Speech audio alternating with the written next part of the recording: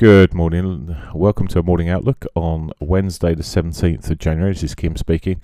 So looking at the euro dollar first, and well, we've had a bit of a pop and drop so far. It's popped up through the early Asian session there, ran into a bit of resistance into midi pivot there, and just rolled over. I was looking at the upper time frames just to see if there was anything. I just looked at the monthly to see if there's any resistance up that sort of point, and well, it didn't appear to be. That said, I think I saw something. Did I see something? I thought I'd mark something on my chart. Perhaps I didn't. Just didn't hold on to it. There we go. There was, he says, some resistance potentially across the bodies of these prior candles here. Didn't save it. There we go. Save now. So there was a that sort of area. It's a bit iffy, but it seems to have put the brakes on anyway. So at the moment for the euro, then it is looking.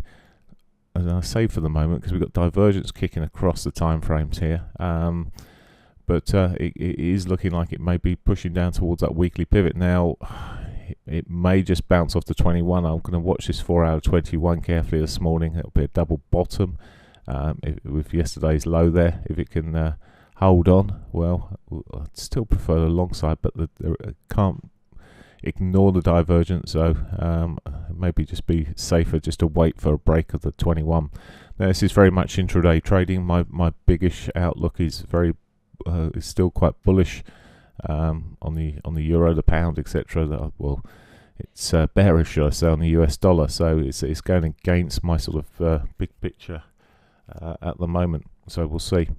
Now I'll tread carefully with this. Shorter time frames. Well, we've already gone through the daily pivot. We've hit the. It's a very unusual one here. We've hit the R1 and S1 and daily pivot all in one go through this session. So. It's, as I said, it's certainly far from perfect for me this morning to wake up to see this. I've got to be very careful. As I said, my biggest picture, and I'm looking at what's happening, it should really be, I should be really only looking at the long side. But we'll see what comes. Okay, the pound. Not so affected, but a similar sort of picture that we're seeing here, just short of its...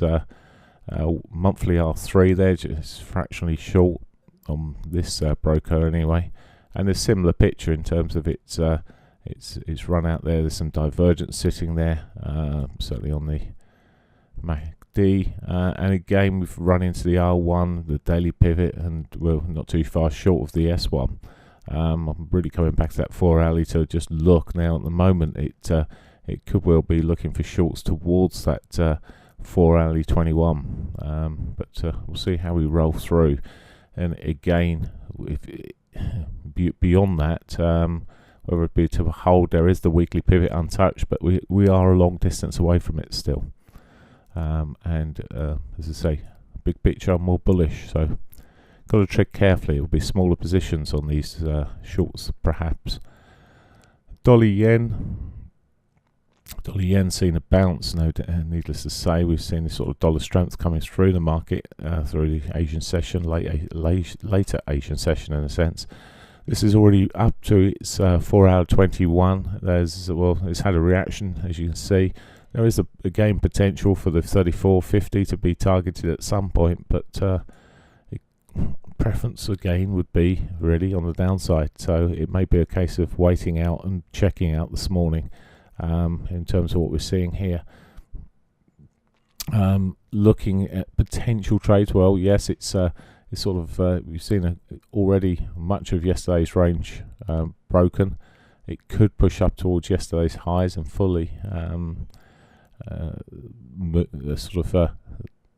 or even break yesterday's highs and fully engulf yesterday's price action.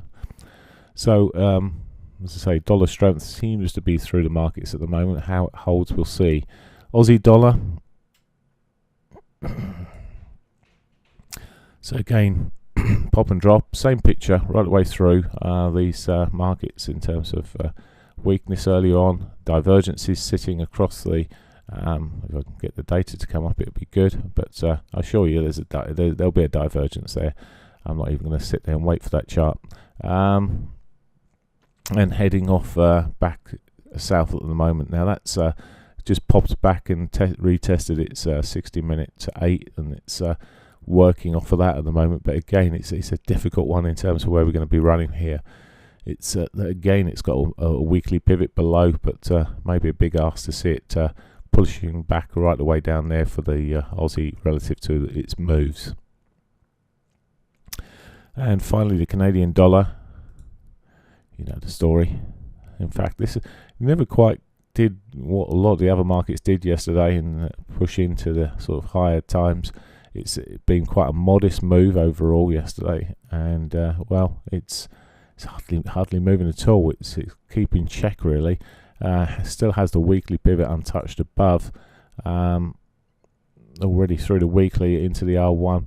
There's the potential this could push up towards that. It may not be the clearest market to trade, and with oil prices holding strong, and also today we've got the Bank of Canada's monetary policy statement, the rate statement, overnight rate, and of course at 4:15 the press conference. There's plenty to move that later on, and so that consolidation probably rightly sitting there. Okay, that is all the news for today in terms of fundamental news of it. It's significant. So we have a speaker at 11:45. I'm just checking what he's speaking about. Due to speak at the Financial Intermediary and Broker Association inaugural conference.